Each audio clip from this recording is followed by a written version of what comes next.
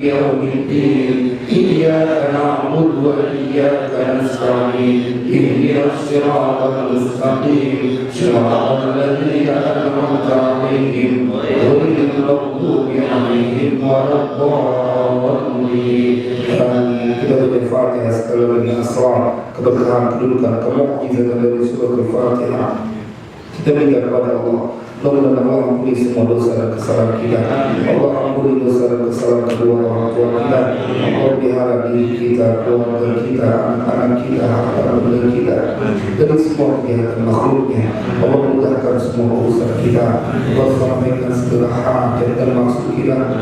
Allah sembuhkan semua penyakit yang ada pada diri kita, yang zahir maupun yang batin.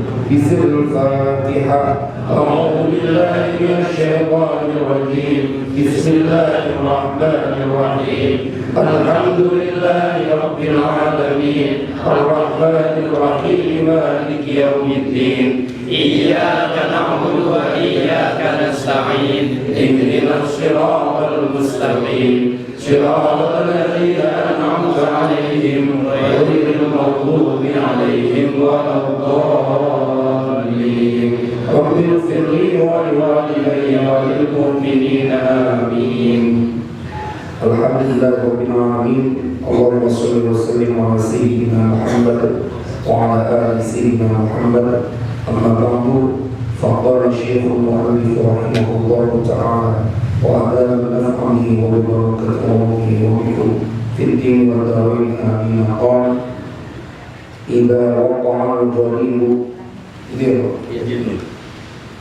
إذا وقع الغريب في النزع يقول الله تعالى يا ملائكتي هذا غريب مسافر ترك أولاده وعياله ووالديه وإذا مات لا يبكي عليه أحد ولا يحزن ثم يجعل الله واحدا من الملائكة على صورة أبيه وواحدا على صورة أمه وواحدا على صورة ولده وواحدا على صورة واحد من أقاربه فيدخلون عليه فيفتح عينيه فيرى والديه وعياله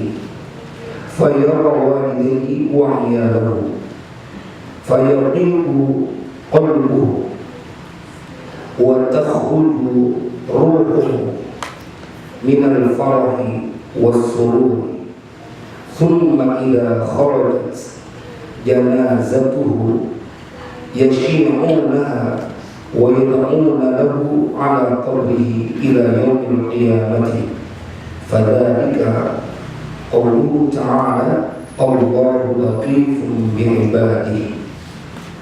Alhamdulillah jemaah sekalian berbahagia, malam ini kita lanjutkan pengajian Mukasyafahul Qulub yang mudah-mudahan bertiga bisa kita rangkumkan malam ini. Dan alhamdulillah Allah masih terus berikan kita keistiqomahan untuk meraih pundi-pundi amal buat kehidupan kita kelak. Dan ini yang disebut oleh Allah di dalam Al-Quran, mereka yang selalu dalam cahaya Allah. Firman Allah di dalam Al-Quran, afaman syaraha Allahu sadrahu lil Islam fahuwa ala nurin min Rabbi. Apakah sama mereka yang telah Allah lapangkan dadanya lil Islam untuk terus menjadi orang yang berislam kepada Allah, dia percaya, dia menjalankan perintah-perintah Allah, fahuwa ala nurin min Rabbi. Siapa orang yang dilapangkan dadanya oleh Allah untuk terus menjalankan perintah-perintah Allah, berislam dengan baik, kata Allah, fahuwa ala nurin min Rabbi, maka dia adalah orang yang sedang dibalut cahaya Tuhan. Subhanallah.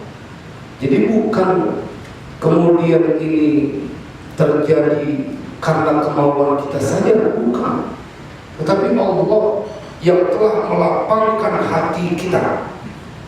Afaman syarahallahu sadrahu lil islami fahuwa ala nurin min rabbih fawailul lil qasiyati qulubuhum min dzikrillah. Maka cilakalah, kata Allah. Buat siapa cilaka itu? Lil qasiyati qulubuhum, bagi orang yang kebangetan keras punya hati. Cilaka mereka yang mereka tahu itu ada kebenaran, yang mereka tahu bahwa ada kehidupan setelah kematian, mereka tahu akan ada hari pertanggungjawaban, artinya kebangetan keras. Bahkan udah diberikan langsung contoh pada diri mereka dengan adanya sakit, kemudian Allah kasih sehat lagi. Atau contoh yang lain, pada saat mereka sudah semakin lemah, semakin tua, udah dikasih pelajaran langsung sama Allah, bukan pada orang lain tapi pada dirinya sendiri, tapi tetap hati mereka menjadi orang yang hatinya keras. Fawailul lil qasiyati qulubuhum, maka celakalah bagi mereka yang hatinya keras. Min dzikrillah, dari mengingat Allah. Dunia aja yang dia pikirin, aktivitas kerjaan saja yang dia pikirin. Dia lebih takut sama pimpinannya, lebih taat sama bosnya yang katanya gaji dia 1 bulan, tiap akhir bulan digaji. Dia enggak taat kepada Allah, dia lupain padahal Allah every time, setiap saat memberikan rezeki karunia kepada kita. Berapa banyak orang yang masih mengingkarinya. Kata Allah, kalau udah hatinya sesat kayak begitu, keras kayak begitu, ulaika fi dhalalin mubin, mereka itulah orang-orang yang dalam kesesatan yang nyata. Allahu nazzala ahsanal hadithi kitaban mutasyabiha مثانية تقشعر منه قلوب الذين يخشون ربهم ثم تلين جلودهم وقلوبهم إلى ذكر الله ذلك هدى الله يهدي به من يشاء وَمَنْ يُضْلِلِ اللَّهُ فَمَا لَهُ مِنْ هَادٍ. Allah yang telah menurunkan sebaik-baik ucapan. Allahu nazzala ahsanal hadithi kitaba, berupa Al-Quran, berupa kitab. Mutasyabihan mathani, yang ayat-ayatnya ada mirip-kemiripan. Mathani, yang diulang-ulang. Taqsha'iru minhu juludul ladzina yakhshawna rabbahum, bergetar membacanya kulit orang-orang yang takut kepada Allah. Taqsha'iru minhu juludul ladzina yakhshawna rabbahum. Saya membaca ayat ini, Bu, membaca ayat ini, Bu, enggak bisa ngebayangin yang diceritain oleh Allah dalam Al-Quran. Pada saat dia sedang baca Al-Quran, kemudian kulitnya ikut getar. Jadi ceritanya, orang yang baca Al-Quran kemudian pada saat dia baca, karena dia begitu ingat kepada Allah, dia tahu ini adalah firman Allah. Pada saat dia baca Al-Quran, kemudian dia punya kulit anggota tubuhnya bergetar semuanya. Taqsha'iru minhu qulubul ladzina yakhshawna rabbahum. Adakah kita pernah melihat atau kita ngerasain baca kulit terus kulit kita ikut gemetar? Yang ada malah begitu karena udah saking lancarnya, sambung semuanya. Qul huwallahu ahad Allahus samad.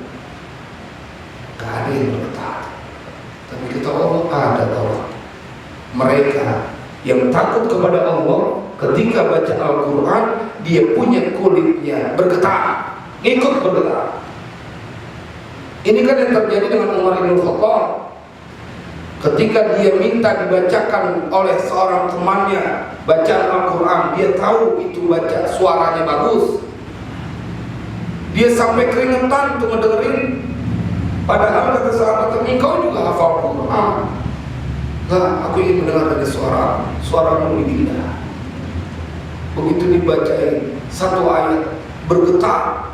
Kalau pernah nonton film Umar bin Khattab yang kalau di Ramadan itu ada tuh pas episode itu difilmkan, nggak lolos. Artinya peristiwa itu ikut difilmkan juga. Umar bin Khattab bergetar, rambutnya bergetar, ngedengerin. Kalau kata Al-Quran, kharru sujadahu wa bukiya, langsung tersungkur. Apa yang terjadi kemudian? Thumma talinu juluduhum wa qulubuhum ila dzikrillah. Kalau udah begitu, lama-kelamaan begitu dia selesai, adem tuh kulit, berhenti bergetar. Talin, lembut, tenang. Yang tenang bukan hanya kulitnya menjadi berhenti bergetar, wa qulubuhum, hatinya juga jadi tenang. Ila dzikrillah, dan antara dia itu ingat kepada Allah. Dzalika hudallahi yahdi bihi man yasha. Itulah dia petunjuk Allah yang Allah berikan kepada siapa saja yang dia kehendaki. Tuh lihat, siapa saja orang yang Allah kehendaki. Jadi Allah yang pilihin. Saya ingin mengawali ini supaya kita merasa bersyukur bahwa kumpulnya kita di sini karena kita lagi dipilihin sama Allah, bukan karena semata-mata kemauan kita. Wa may yudlilillahu fama lahu min had. Siapa orang yang telah Allah sesatkan, lihat bahasanya. Siapa orang yang Allah telah sesatkan, maka tidak ada baginya pemberi petunjuk. Berarti Allah udah kegedemen, alhamdulillah. Allah kegedemen. Makanya kita ketemu ada orang yang kagak pernah dan menginjak ke masjid atau ke musola, walaupun dia dengar, walaupun dia tahu. Kita suka ketemu, enggak berdaya mereka. Udah dikasih pernyataan oleh Allah, fama lahu min had, maka tidak ada baginya seorang petunjuk pun yang bisa mengajak kepada kebaikan kalau Allah udah sesatkan. Alhamdulillah. Mudah-mudahan biar kita tambah semangat dengan ngaji ini, bahwa kita mensyukuri ini pilihan dari Allah. Idza waqa'a al-gharibu fil naz'i, apabila telah terjadi bagi orang asing yang terasing, maksudnya dia sendirian, fil naz'i, dalam keadaan nazak, keluar. Ini peristiwa yang paling menakutkan, mengerikan, teramat dahsyat. Kenapa Nabi SAW sampai ngajarin kepada para sahabatnya dan kepada kita, kalau ada jenazah yang lewat, kita lihat, kita disuruh diri. Marrat janazatun faqama Rasulullah SAW wa qumna. Kalau di kitab Sahih Bukhari ketemu tuh hadis itu.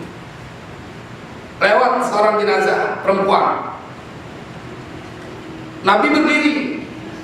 Faqama Rasulullah SAW wa qumna. Begitu melihat Nabi berdiri, kami pun berdiri. Wa qulna ya Rasulullah. Dan kami berkata kepada Nabi, ya Rasulullah, innaha yahudiyatun. Ya Rasul, itu jenazah yang baru lewat, orang Yahudi, orang perempuan Yahudi. Kenapa engkau berdiri? Kemudian kata Nabi, innal mauta faza'un. Sesungguhnya kematian itu terlalu dahsyat, sesuatu yang dahsyat. Jadi berdirinya seseorang ketika jenazah itu lewat, imma Yahudiyan, imma Nasraniyan, atau tidak beragama Islam, maka bukan karena orangnya, laisa li ajlil janazah, bukan karena alasan hormatin jenazah. Kata Nabi, li ajlil faz'i, karena alasan itu baru saja terjadi kejadian dahsyat, kematian. Cuman kalau kita kan kadang-kadang biasa aja lihatnya, biasa aja. Pengumuman di masjid inna lillahi biasa aja. Padahal itu orang baru ngerasain sesuatu yang paling berat. Orang-orang yang kata Allah di dalam Al-Quran, kita semua nih termasuk pada saat kita tidur, kalau kita bangun karena Allah pulangin lagi ruhnya. Padahal pada posisi mati tuh. Nanti ketemu kita di dalam surat Az-Zumar. Allahu yatawaffal anfusa hina mautiha wallati lam tamut fi manamiha fayumsiku allati qada 'alaiha al-maut wa yursilu al-ukhra ila ajalin musamma. Allah yang mematikan seseorang. Allah yang tawaffal anfusa hina mautiha, ketika dia dalam keadaan mati. Wallati lam tamut fi manamiha, dan jiwa-jiwa yang mereka tidak mati pada saat tidur mereka. Fayumsikul lati qada 'alaiha al-maut wa yursilul ukhra ila ajalin musamma. Maka kami pegang, Allah pegang itu ruh orang yang sedang tertidur, ruhnya dipegang semua sama Allah. Tapi buat orang yang ditentukan qada 'alaiha al-maut, dipegang selamanya, nggak dipulangin lagi. Wa yursilul ukhra, dan kemudian Allah pulangin lagi tuh sebagian yang dia belum waktunya mati, ila ajalin musamma. Wah, pas dibaca ayat Al-Quran gila dengar. Makanya kenapa Nabi nganjurin kalau mau tidur itu usahain dalam keadaan bersuci. Boleh jadi kagak nerus itu bang hidupnya atau selesai sampai di situ. Disuruh tuh jangan lupa baca doa tidur, biar pada saat kita doa tidur, pada saat kita tidur kita dalam keadaan beriman kepada Allah. Baca doa apa doa? Bismika. Bismika Allahumma ahya. Saya cuma mengetes doang, biasa tidur nanti. Doa itu apa gitu? Bismika Allahumma ahya wa bismika amut. Teman saya waktu kuliah dulu dia rubah doanya. Dia takut doa itu. Dia baca Bismika Allahumma ahya wa bismika anam. Dia nggak mau siap mati dengan menyebut namamu ya Allah. Aku hidup ya. Dan dengan menyebut namamu ya Allah aku tidur. Jadi nggak mau dia mati. Orang tidur sekelilingnya mati, tapi wa yursilul ukhra ila ajalin musamma. Tapi Allah kembali lagi. Makanya pada saat bangun tidur kita disuruh berdoa, alhamdulillahilladzi ahyana ba'dama amatana wa ilaihi nusyur. Karena lagi dipulangin tuh. Allah pulangin itu ruhnya. Inna fi dzalika laayatin liqaumin yatafakkarun. Peristiwa ada yang ditahan ruhnya saat tidur, enggak dipulangin lagi. Dengan ada orang-orang yang dipulangin lagi, kemudian dia bangun, langsung baca doa, segala puji bagi Engkau ya Allah yang telah menghidupkan kami. Itu menjadi sebuah indikasi dia ba'da mamat atau ba'da mauti. Makanya doanya alhamdulillahilladzi ahyana. Jadi nggak main-main tuh. Pada saat kita bangun itu karena Allah masih kasih kesempatan buat kita. Apabila seorang yang terasing dalam finnazi, dalam keadaan sakratul maut, yaqulullahu ta'ala, Allah berfirman, ya malaikati, wahai para malaikatku, hadza gharibun musafirun, ini orang terasing dan dalam perjalanan. Taraka auladahu, dia telah meninggalkan anak-anaknya, wa iyalahu, dan keluarganya, wa walidayhi, dan kedua orang tuanya, wa idza mata, dan apabila dia mati, la yabki alaihi ahadun, tidak menangis untuknya atau atasnya seorang pun. Jadi pada saat ada orang yang dalam keadaan gharib atau dia terasing, dia, kalau saya sih lihat sekarang pada posisi perantau, ya mungkin ada kerjaan yang dia harus keluar meninggalkan keluarganya di satu tempat yang dia tidak punya saudara, tidak punya sanak famili pada saat proses kematiannya, tapi dia ahli ibadah, yang orang taat beribadah kepada Allah. Maka Allah berfirman kepada malaikat bahwa ini orang telah meninggalkan anak-anaknya, keluarganya, dan kedua orang tuanya. Kalau dia mati, la yabki alaihi ahadun, tidak menangis satu orang pun untuknya, wala yahzan, dan tidak ada yang sedih. Thumma yaj'alullahu wahidan minal malaikati, kemudian Allah menjadikan satu dari para malaikat ala surati abihi, atas perumpamaan ayahnya, mirip bentuk ayahnya.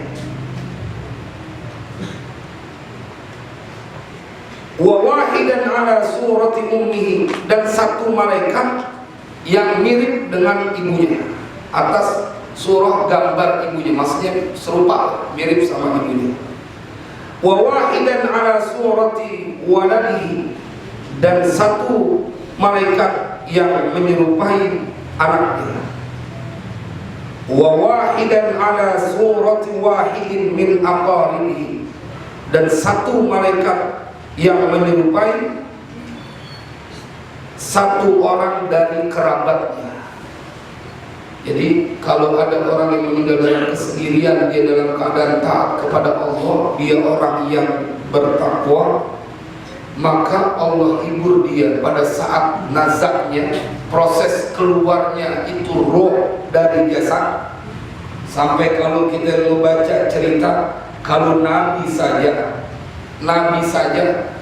sampai keluar keringat dari dahi beliau, padahal Nabi pernah ketemu Allah dalam mi'rajnya.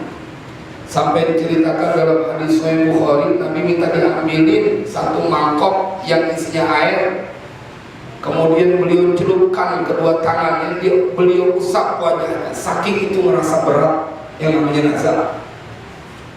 Makanya kita doa, kalau doa selamat itu ada tuh ya, Allahumma inna nas'aluka as-salamata fid din wa a'udzu bika min ziyadatin fil ilm wa barakatan fil rizq wa taubatan qabla al-maut wa rahmatan 'inda al-maut wa maghfiratan ba'da al-maut.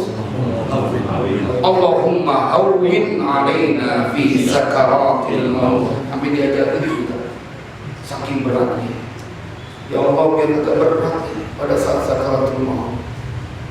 Yang melihat sih emang biasa-biasa aja, yang ngerasain.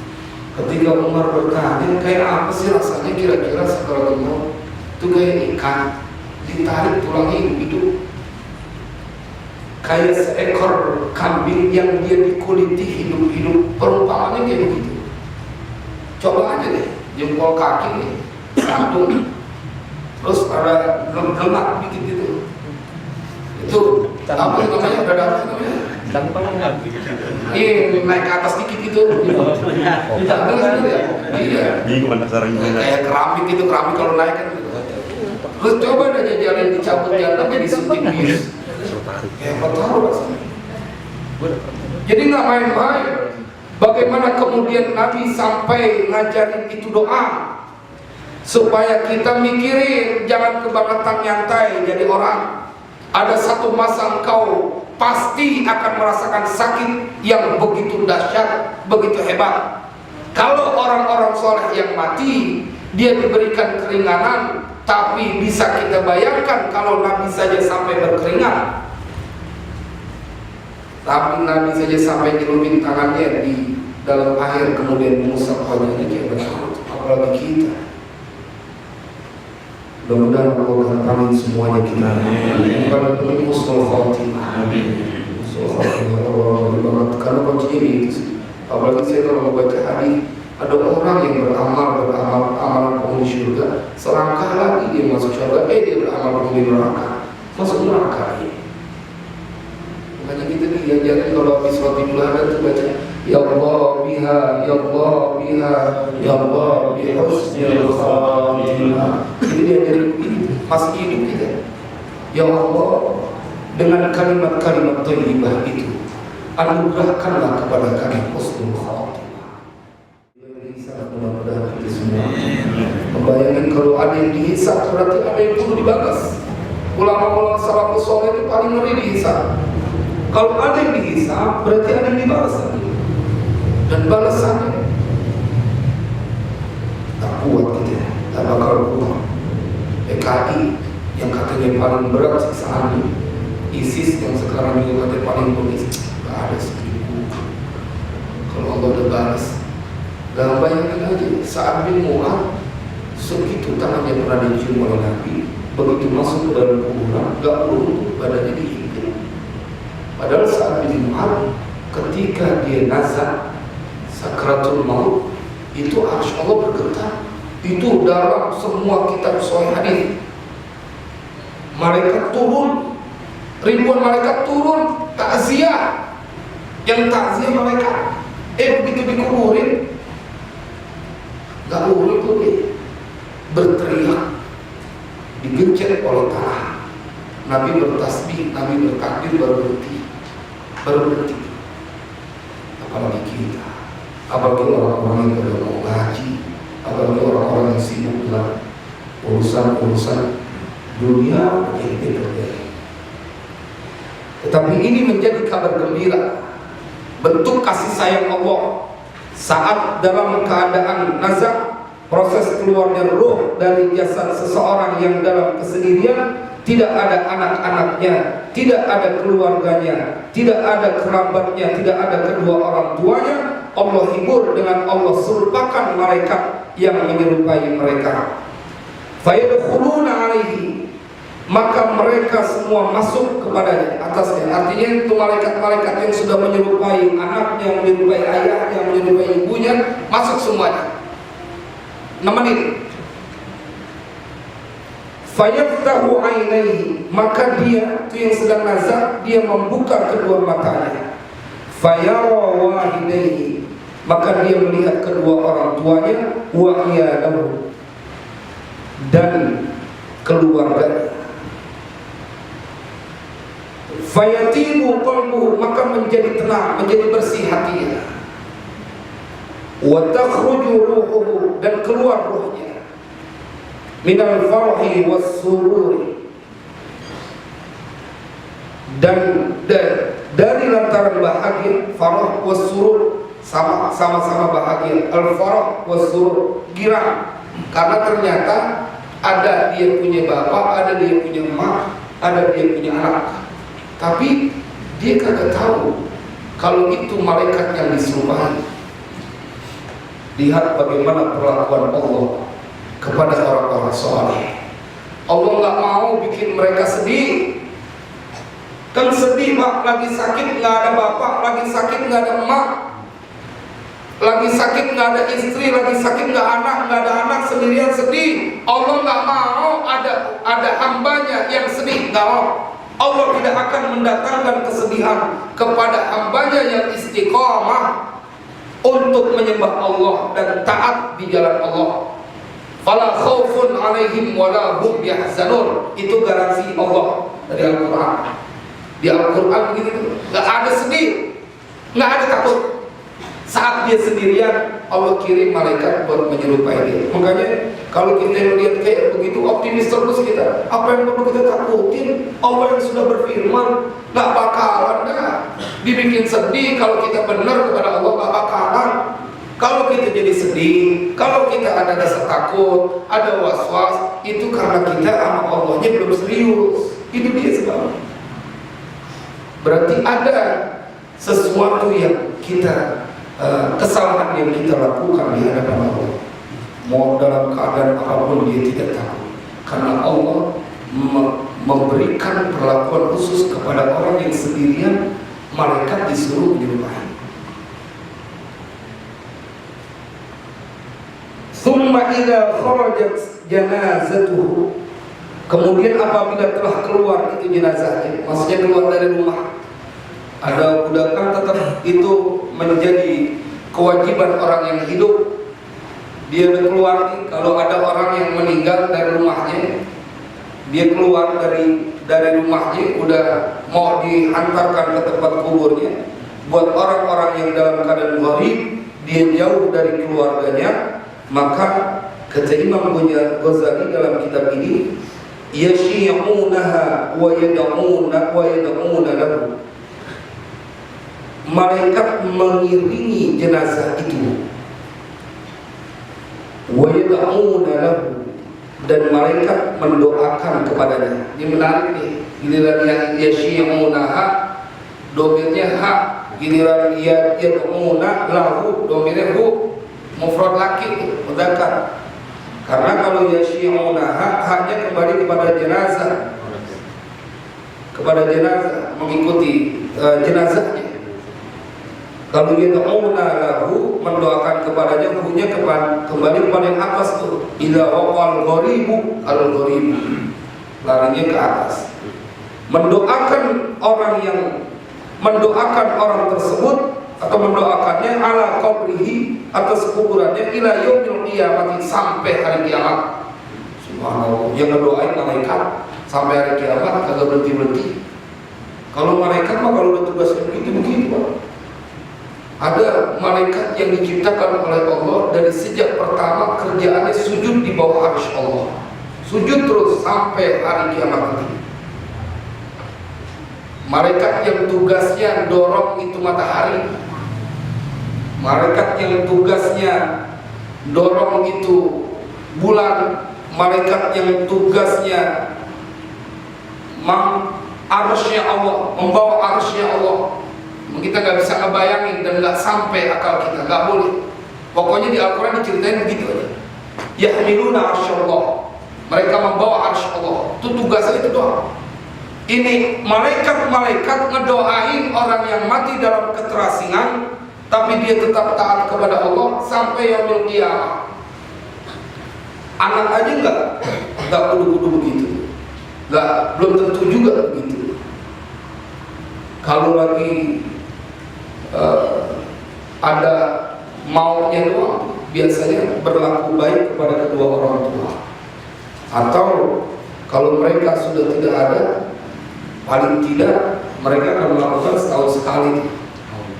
Haul juga belum tentu, tapi ini mau puasa lebih siapa yang itu kan pada kekuburan gitu. Padahal kan hadisnya itu kalau bisa setiap Jumat tengokin, ziarahin tuh kuburan orang tua, karena mereka membutuhkan itu. Makanya kalau kita lihat betapa banyaknya jasa orang tua sama kita dibanding kemudian kita berusaha buat membalas kebaikan mereka, kayaknya jauh banget.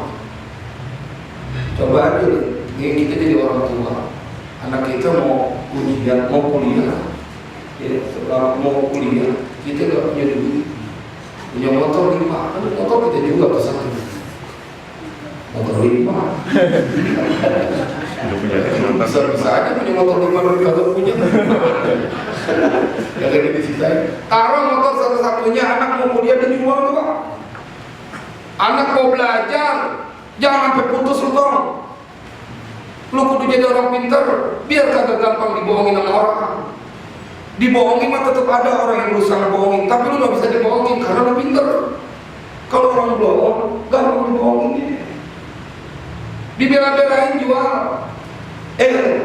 Giliran emaknya punya kebutuhan, ada gak kita pernah dengar anak berebutan jual dah motor gue buat urusan nganggur? Itu gitu curang, itu contoh yang paling gampang. Emak kita rela jual rumah, jual kontrakan, jual emas. Bapak kita juga rela begitu. Tapi kita belum ketemu seorang anak yang bapaknya masuk rumah sakit di waktu tua nggak punya duit, giliran anak nambah. Saya punya mobil, biar kata mobil doyok-doyok juga, saya jual buat bapak kita. Kayak itu kemarin saya kirim itu cerita yang begitu luar biasa. Ini jadi khusus fi birrul walidain. Saya ketemu dengan tulisan tentang terbukti kisah nyata seorang yang berbakti kepada kedua orang tua. Ini abang sama adik sampai ke pengadilan negeri. Tapi terjadinya di luar, di Jazirah Arab. Kenapa bisa jadi ke pengadilan negeri? Ke pengadilan bukan karena urusan warisan, bukan urusan dunia, bukan. Tetapi ini kakak dan adik masuk ke pengadilan negeri karena bersengketa. Dia berebut ngurusin emaknya. Saya ngebaca di tulisan sampai nangis ya. Terus aneh ngebaca tulis, ya Allah, ada kayak begini. Jadi begitu dia udah tua, tuh anak yang pertama dia umurnya udah 70 tahunan, emaknya berarti udah 90 tahunan, kan udah dua-duanya lemah. Dia ngurusin tuh anak pertama, anak yang bontot nih, karena anak cuma berdua. Kan kalau anak bontot udah gak punya adik dia, namanya juga bontot. Ya ada, dia kesian sama abangnya, dia juga pengen kebagian berkah. Dia datangnya ke rumah abangnya, bang gantian, saya yang ngurus mak, abang udah lemah. Kata abang, enggak, gua gak mau jauh dari surga. Adiknya maksa, abangnya bersikeras. Kalau begitu akhirnya harus diselesaikan di pengadilan. Berebut pengen merawat emak. Masya Allah. Ini mah ada lu gantian dong, masa emak ini belum ngomong. Ya begitu kan kira-kira bagus. Terus aja udah pergi nyuci piring kencang banget gronang. Ya emak udah berasa aja tuh. Ya anak udah pegel gitu. Baru 3 hari untuk menyembuhkan ini gila. Ini dia malah berebut harus ke pengadilan negeri itu. Bingung itu pengadilan, hakimnya bingung. Disuruh panggil tuh emak. Saya membaca itu karena waznuha 20 kilogram. Berat badan ibunya itu timbangannya cuma 20 gram. 20 kilogram. Tembak 20 gram emas. 20 kilogram enteng bener. Begitu masuk dia bergantian, sampai gendongnya aja harus adil bergantian, nggak boleh kelamaan abangnya, nggak boleh kelamaan adiknya. Saking dia tahu itu surga. Masya Allah. Nungguin di rumah sakit aja, kagak ngapa-ngapain nungguin. Main iri ya. Ini gendong, nggak boleh lama-lama gantian, karena berdua sama-sama ngarepin itu. Dia punya keberkahan atau dia mendapatkan keridhaan dari Allah. Disuruh datang, ditanya pada saat itu bingung tuh qadhi, emaknya disuruh milih. Pada saat emaknya disuruh milih, emaknya ngomong, itu anak yang paling tua, itu namanya Haizan al-Fahiri. Dia bilang untuk emaknya, hada aini musyiratan ila Haizan. Dia bilang untuk emaknya, ini penyejuk mataku, sambil dia menunjuk kepada anak yang pertama yang bernama Haizan. Wa hada aini, dan ini juga adiknya adalah permata hatiku. Musyiratan ila akhi, dia tunjuk kepada adiknya, saudaranya. Hakim bingung, tapi karena adiknya yang lebih masih kuat, masih gagah, hakim memenangkan adiknya. Emak kedua adik yang rawat. Itu yang namanya Haizan al-Fahiri, menangis sejadi-jadinya karena dia terlepas dari merawat ibunya. Apalagi kalau kita melihat cerita birrus salafis shalih, ketaatan salafus shalih, ada tuh yang namanya Ahmad tabi'in, muridnya Anas bin Malik. Pada saat dia bersama ibunya ada seekor kalajengking. Dia mau matiin, kan boleh dibunuh tuh kalajengking karena bahaya. Masuk dia ke dalam lubangnya. Itu saking dia sayang sama emaknya, dia tutup tuh lubang sama tangannya. Seakan dia ingin berkata, kau sengat tanganku, kau racuni, kau berikan sepuas-puasnya misamu kepada tanganku, tapi jangan kau sentuh ibuku. Saya kalau mau baca Ibnu Aun, kalau dia ngomong kencengan dikit, nggak sengaja, Dia ngomong kencengan dikit sama emaknya ngomong pelan, dia ngomong rada tinggi dikit. Tapi bukan karena ngebentak. Untuk menembusnya kafarahnya, dia membebaskan 2 budak. Baru tuh ketebus dosa kata dia. Padahal ngomong tinggi doang. Cuman dia nggak niat bentak. Kan ada tuh emak ngomongnya pelan tuh kalau tua, dia jawabnya rada kencang. Karena dia nganggap alasannya emak kupingnya udah kurang sampai dengar. Jawabnya kencang. Itu dia kudu membebasin 2 budak. Makanya dikatakan, bila kau tempelkan telingamu di depan mulut ibumu ketika mendengarkan kalimatnya, ucapannya, maka itu lebih baik daripada berjuang di jalan Allah. Perang di jalan Allah kalah pahalanya dibanding seorang anak yang pada saat ibunya ngomong, dia taruh kupingnya di samping mulutnya supaya ibunya gak pakai kecapek ngomong. Bisa-bisa ntar pulang ya mas ini ngomong taruh kuping udah gimana. Sama begitu pun juga ketika dia sebaik-baik, pada dia lebih baik dikatakan oleh ulama, dia lebih baik dari pahala perang di jalan Allah ketika dia ngomong kepada ibunya dengan membisikkan kepala, membisikkan di samping telinga. Dia ngomong pelan, dia berbisik karena dia nggak mau tinggi suara. Ini sebuah tafsiran dari kalimat fala taqul lahum uffin, saking hati-hatinya. Muhammad bin Sirin itu diceritain, dia nggak pernah berani melihat muka emaknya, nggak berani. Selalu nunduk kalau emaknya. Kalau anak sekarang berani buat lihat muka emaknya, dipototin gitu. Dia nunduk, nggak berani lihat muka emaknya. Bila dia lihat muka emaknya, dia anggap dia telah berbuat durhaka. Maka banyak cara orang ingin mendapatkan keridhaan Allah, dan Allah akan membalas semua kebaikan yang dilakukan oleh setiap hambanya, karena Allah latifun bi ibadihi.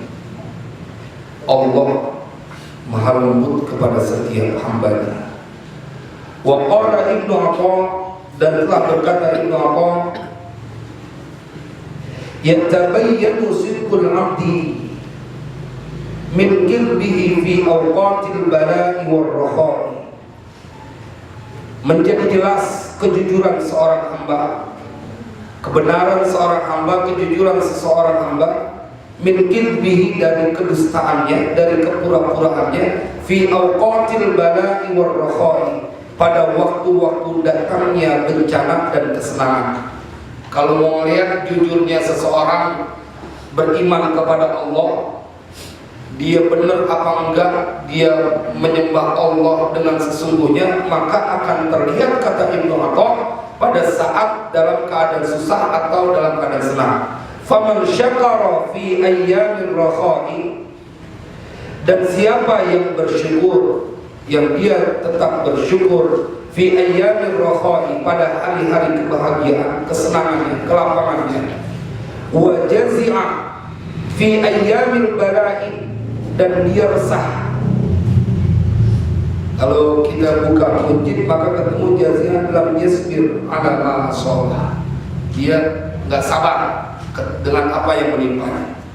Apabila dia resah fi ayyamil bala'i, pada hari-hari dia mendapatkan bencana, fahuwa minal kadhibin, fahuwa minal kadhibina, maka dia termasuk orang yang bohong, nggak benar-benar beriman kepada Allah. Buktinya ketika datang bala, ente resah gelisah, kan katanya punya Allah, Allah akan memberikan pertolongan. Wa kafa billahi wakila wa kafa billahi nasira, katanya baca la haula wala quwwata illa billah. Ngapa giliran dapat musibah segitu paniknya, segitu takutnya, padahal katanya Allah maha segala. Berarti bohong, ente belum kenal Allah. Kalau udah kenal Allah, tenang, dia nggak jadi takutan lah, pasti mah pasti. Memang perlu proses untuk menghadirkan keyakinan itu, tapi kudu bisa. Terus apa yang akan menjadi keuntungan kita kalau kita panik? Nggak ada juga untungnya. ruginya udah pasti disebut tukang bohong. Tapi kalau kita tenang aja, semuanya akan mendapatkan pertolongan dari Allah, karena Allah tidak mungkin membiarkan hambanya yang dalam kesendirian. Alaihissallahu bikafil abda. Bukankah Allah yang mencukupi setiap hambanya? Walau ijtama'a fi rajulin ilmu tsaqalaini, dan andaikan telah berkumpul pada seorang laki-laki ilmu tsaqalaini, ilmu dari jin dan manusia. Ini ats-tsaqalaini istilah yang dipakai oleh Allah di dalam Al-Quran untuk memanggil jin dan manusia. Sanafrugu lakum ayyuhas tsaqalan, di surat Ar-Rahman. Ats-tsaqalan yang dimaksud adalah ayyuhal ya ma'syaral jinni wal insi. Dua ats-tsaqalan. Makanya ini ilmu tsaqalain, ilmu manusia, kumpul semua manusia tuh yang jago-jago ilmunya dari tahun jebot sampai sekarang gitu. Kumpul semua ilmu, ente yang punya. Ilmunya bangsa jin, semuanya kumpul, ente yang punya. Tuh orang, walau ijtama fi rajulin ilmu tsaqalaini, seandainya berkumpul pada seorang laki-laki ilmu dari bangsa jin dan manusia, semuanya sama dia. Tsumma hajat alaihi riyahul bala'i, kemudian bergelombang, bertubi-tubi atasnya riyahul bala'i, badai ujian datang sama dia, ujian terus gak habis-habis. Fa'azhara syakwa, kemudian dia menampakkan kegelisahan, resahnya, dia komplain kepada Allah. Lamma nazzala bihi, ketika Allah turunkan dengannya itu ujian, la yanfa'u ilmuhu wala amaluhu, nggak ada manfaatnya itu ilmunya, juga nggak ada manfaatnya itu perbuatannya. Biar kata sakti banget, kalau ente masih ngedumel kepada ketentuan Allah, maka nggak ada manfaatnya itu ilmunya. Kama jaa fil haditsil qudsi, sebagaimana telah datang pada hadits qudsi, yaqulullahu ta'ala, telah berfirman Allah Ta'ala, man lam yarda bi qada'i wa lam yashkur li 'ata'i falyatlub rabban siwahi. Siapa orang yang tidak ridha kepada keputusanku dan tidak bersyukur, wa lam yashkur li 'ata'i, dan tidak bersyukur kepada pemberianku, falyatlub rabban siwahi, maka hendaklah dia mencari Tuhan selain aku. Allah kagak mau jadi Tuhan kepada orang yang ketika diberikan ketentuan oleh Allah, dia menjadi orang yang komplain kepada Allah. Ya Allah, apa sih itu rumah tangga orang adem-adem aja, ini saya begini mulu dari tahun ke tahun, susah mulu. Kenapa sih? Kan engkau yang mempertemukan saya, yang menjodohkan, memberikan pasangan-pasangan. Kenapa laki saya begitu banget lakunya? Itu adik saya lah, itu enak bener saya lihat. Dia punya laki soleh, nyari duitnya pinter, ibadahnya rajin. Kenapa saya mendapatkan ini? Pada saat berkata itu, maka dia tidak ridho terhadap ketentuan Allah. Berdoa saja, minta saja, ya Allah berikan aku pertolongan, karena berdoa adalah perintah Allah. Berdoa termasuk ibadah, menanti terkabulnya doa juga termasuk ibadah. Lain dengan orang yang pakai komplain, lain dengan orang yang kemudian dia ceritain dulu tuh bagaimana keadaan dirinya yang dia sebenarnya merasa keberatan. Berdoa, ya Allah berikan aku pertolongan, jadikan keluargaku keluarga yang sakinah. Ya Allah, jadi saya punya suami imam yang sesuai dengan agama. Lain daripada dia kemudian ngomong ke orang, lu mah enak, bini lu gampang diajarin dia. Jangan kata lu ngomong, lu pelototin dia langsung mendet. Lu mah enak, bini gua ngomong sekali lebih banyak kan dia ngomongnya.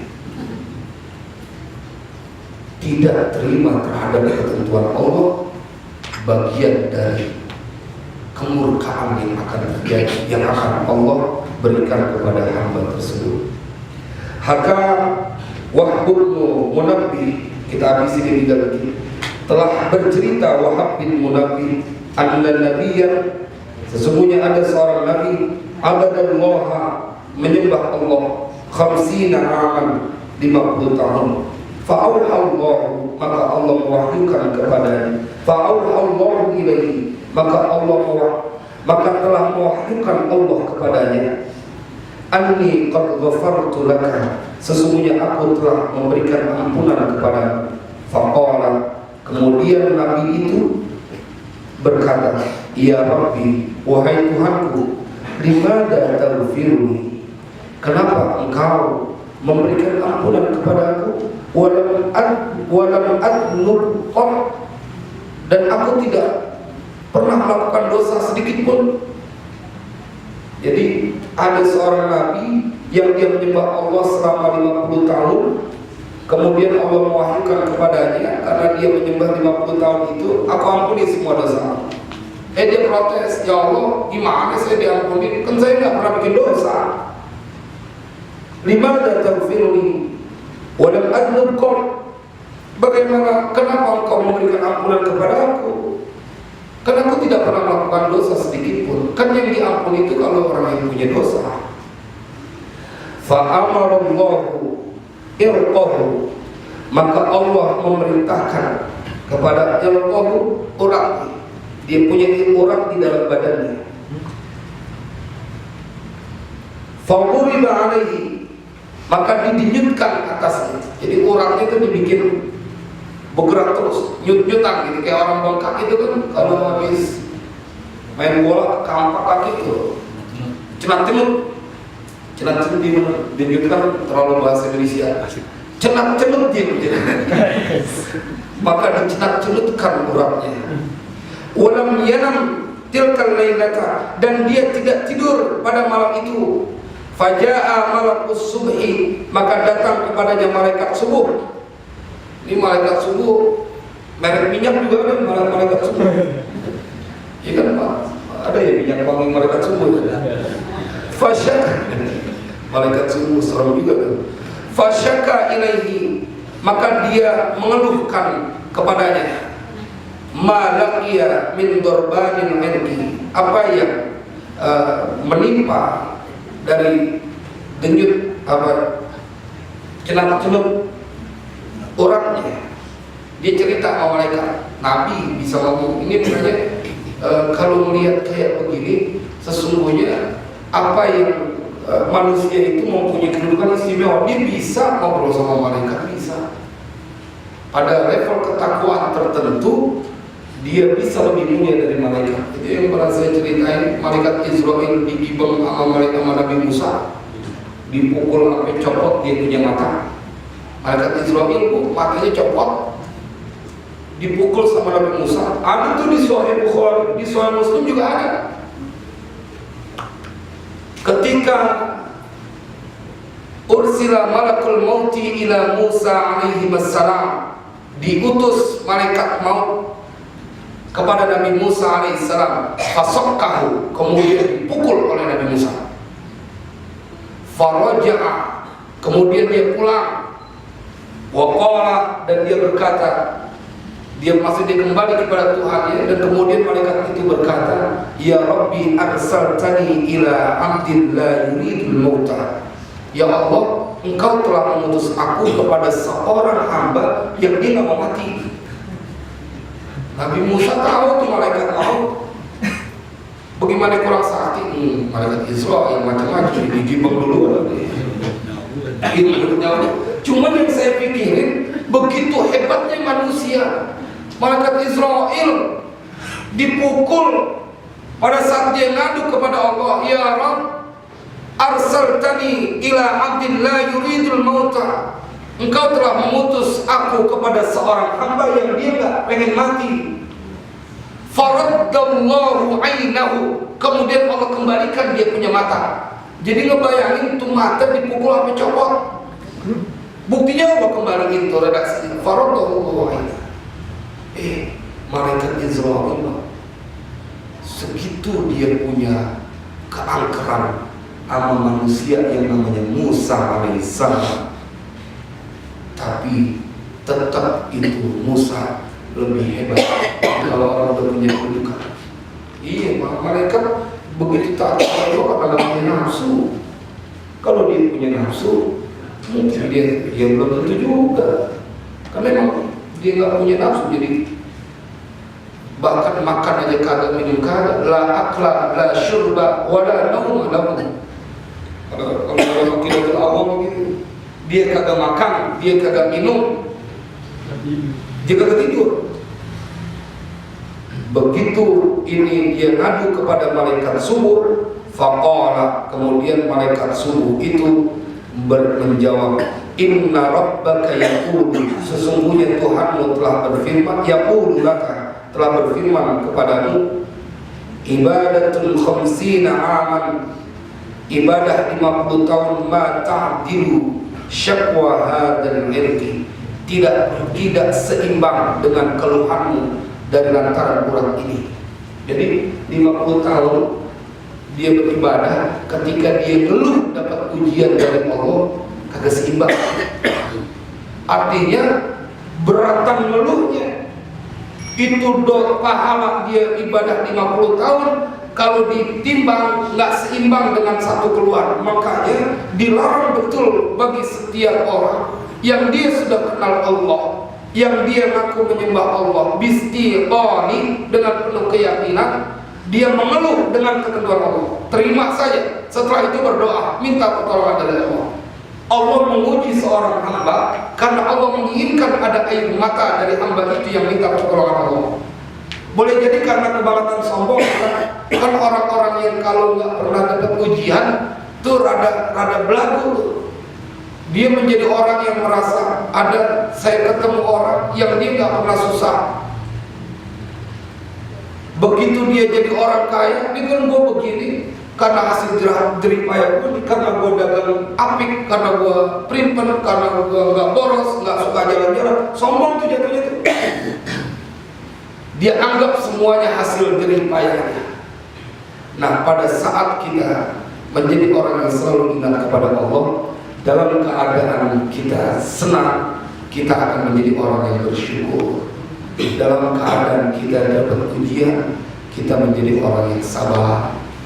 Kita menjadi orang yang berharap, inna ma'al usri yusra, sesungguhnya bersama kesulitan itu banyak kemudahan-kemudahan. Dulu waktu kuliah ini dibahas, kenapa ketika ma'al usri Allah menggunakan isim ma'rifah, ini kan yusra isim nakirah.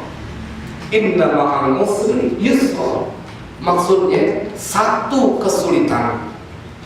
Dan kalau isim ma'rifat itu udah tertentu. Kalau baitun rumah nggak tahu rumah yang mana. Tapi kalau udah al-baitu udah ketahuan tuh rumah yang dimaksud. Maksudnya adalah satu kesulitan yang kau rasakan itu sesungguhnya beriring dengan kemudahan-kemudahan yang banyak. Dalam kajian semantiknya, kajian bahasanya, linguistiknya itu begini. Kenapa kemudian al-usri dia menggunakan isim ma'rifah, kemudian yusra menggunakan isim nakirah? Karena kesulitan satu saja itu dikawal oleh kemudahan-kemudahan yang lebih banyak. Itu janji Allah. Jadi kita nggak perlu takut lagi datang di kesulitan. Kan kata Al-Quran, inna ma'al usri yusra. Itu ma'al lagi, bukannya ba'da. Barengan, berarti sebentar lagi. Tapi pada saat pukulan pertama, apakah kita bisa menjadi orang yang connecting to Allah? Tetap saya tidak akan menjadi orang yang komplain terhadap ketentuan Allah. Waktu itu emang perlu proses. Tapi kita harus ikuti anak tangga yang telah dilalui oleh orang-orang yang soleh, yang mendahului kita, yang mereka telah mendapatkan kebahagiaan berinteraksi dalam tanda kutip kepada Tuhan. Wallahu a'lam bishawab. Mudah-mudahan ini menjadi manfaat buat diri kita. Baru 3 baru puasa. sabar dan sakit. Biar kita jadi orang yang sabar, jadi orang yang sakit. Kemarin mau jadi orang sabar, orang yang sakit kok. Sabar saat sakit. Ini kemarin waktu saya sakit ngomong itu udah ngaji, itu babnya tentang sakit. Yang di sini kan ada kalau kalian sakit jangan minta sembuh.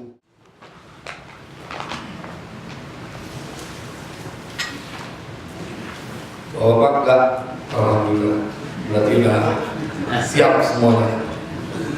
Pokoknya bersama Allah menjadi orang istimewa. Bersama Allah menjadi istimewa karena saya ada betul sih Pak. Saya ngomong gini karena memang udah kalau yang rada-rada kita sanggup itu kita adu langsung, kita diem aja, kita pasang aja semuanya. Akhirnya datang tuh pertolongan. Cuma kadang-kadang menang, seringnya sih kalah, mau menyerah juga dari rumah juga. Nyerah juga, kalau belum nyampe jangan dipaksain. Kalau dalam perguruan silat itu, kalau lu masih kelas baru, yang langsung belajar terbang, terkecengklak lu punya leher. Allah SWT nanti doakan itu. Bismillahirrahmanirrahim. Alhamdulillahirabbil alamin. Allahumma shalli ala Muhammad wa ala ali sayyidina Muhammad. Rabbana anfa'na bima 'allamtana warhamna alladhi yanfa'una warzuqna wa baqi'na wa barik lana fi dinina wa al-khayra wa al-dhar. Rabbi waffaqna wa waffaqhum lima taqdika wa fi'lan karama wa rizqul halal daima wa khatiya 'ala ma qadara khairan wa shar. ربنا اصلح لنا كل شيء واغفر لنا من الامور ونقضنا ربنا كل خير قبل ان تاتينا رسول المنن ومن الاستر انت اكرم من ستر صلاه الله درجه مصطفى من الحق دعانا والوفى بكتاب به للناس شفاء وعلى ال الكرام شرفا وصحب المصائب الورى اللهم اهدنا من هداك ودعانا من الاسلام في رضاك واتبنا من يسواك ولا تدعنا من خالف امرك وعصاك وحسبنا الله ونعم الوكيل ولا حول ولا قوة إلا بالله العلي العظيم وصلى الله على سيدنا محمد وعلى آله وصحبه أجمعين سبحان ربك رب العزة عما يصفون وسلام على المرسلين والحمد لله رب العالمين.